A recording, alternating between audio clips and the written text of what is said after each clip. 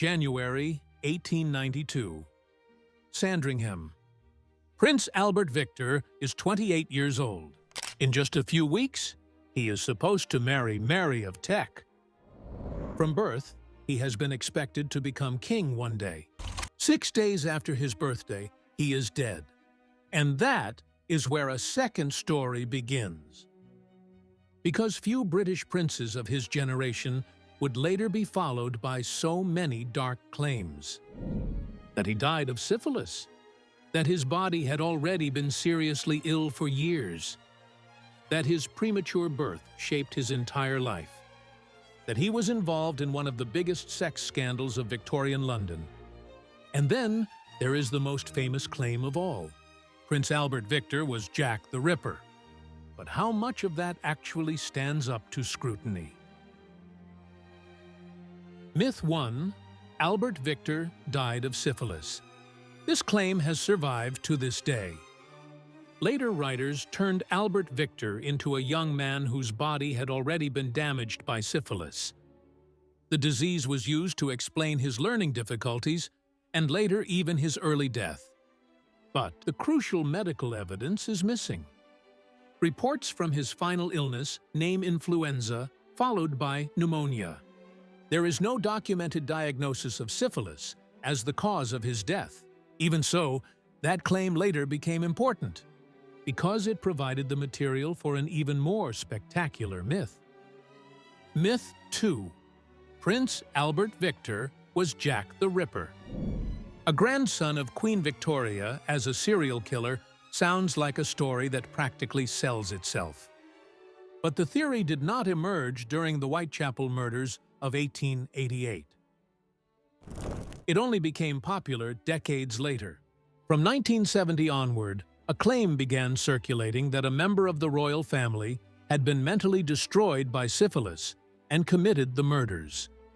Later versions added a secret marriage, an illegitimate child, and a cover-up reaching all the way into the palace.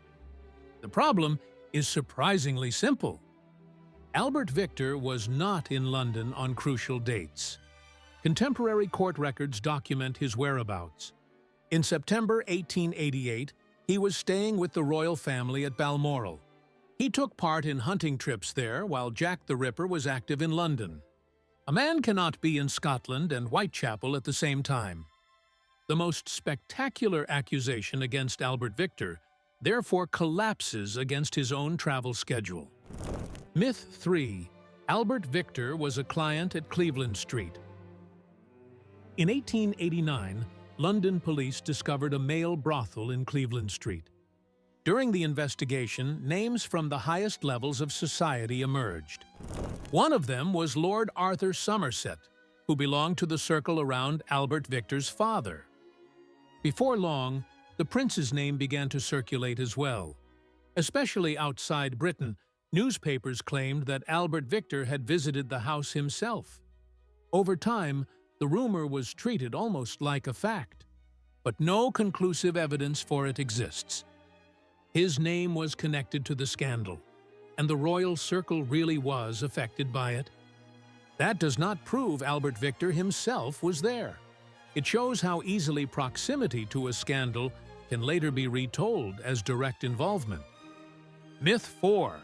His premature birth ruined his health. Albert Victor's difficulties did begin unusually early. On January 8, 1864, Alexandra, Princess of Wales, gave birth to her first child roughly 2 months prematurely. Albert Victor was tiny, and medical options for premature babies were extremely limited at the time. He survived. Later, it became clear that he struggled badly with learning. He had difficulty concentrating and fell behind his younger brother George. That made a simple explanation tempting. His premature birth must have caused his later problems. That is possible. It is not proven.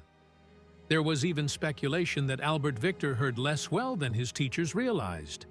His mother Alexandra herself suffered from severe hearing loss. Other people around the family believed his education had simply been poorly suited to him. Today, we cannot say with certainty what caused his difficulties. His premature birth may have played a role, but it does not automatically explain his entire later life. Myth 5. Something was wrong with Albert Victor's death. January 1892. Albert Victor is engaged, and his wedding is only weeks away. Then he becomes ill.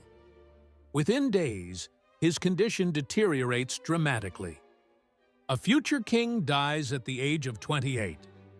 That creates room for speculation, but his illness was observed as it happened.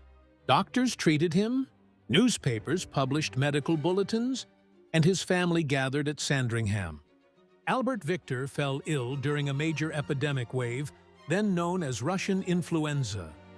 He had already been ill in November 1891. In January, he became sick again. Then pneumonia developed. In 1892, severe pneumonia could quickly become fatal. Antibiotics did not yet exist. Neither did modern intensive care. Once the infection had progressed far enough, doctors had very limited options. On January 14th, his condition finally deteriorated beyond recovery. His mother Alexandra remained with him. His father, his brother George, and Mary were also at Sandringham. Then Albert Victor died. He was 28 years and 6 days old, 6 weeks before his wedding. There is no evidence of a violent death. No secret cause of death has been established. The known illness is enough to explain what happened. So this myth falls as well. And suddenly, surprisingly little remains of the Albert Victor created by later stories. He was not a proven Jack the Ripper. There is no proof that he visited Cleveland Street. Syphilis is not documented as the cause of his death. And his premature birth cannot simply be used to explain everything. What remains is a young man who struggled with learning and was underestimated early by those around him. People who knew him personally also described him as kind, gentle, and attentive. Whether he would have made a good king cannot be answered. Perhaps the role would have overwhelmed him. Perhaps qualities his teachers barely noticed would have mattered more. He never got the chance to find out. On December 3, 1891, he became engaged to Mary of Teck. After his death, his brother George moved forward in the line of succession. Mary later married George. He became King George V. She became Queen Mary. Albert Victor's death therefore changed the expected future of the British monarchy. And perhaps that is exactly why the more spectacular stories survived for so long. A future king as Jack the Ripper stays in the mind. A secret disease sparks curiosity.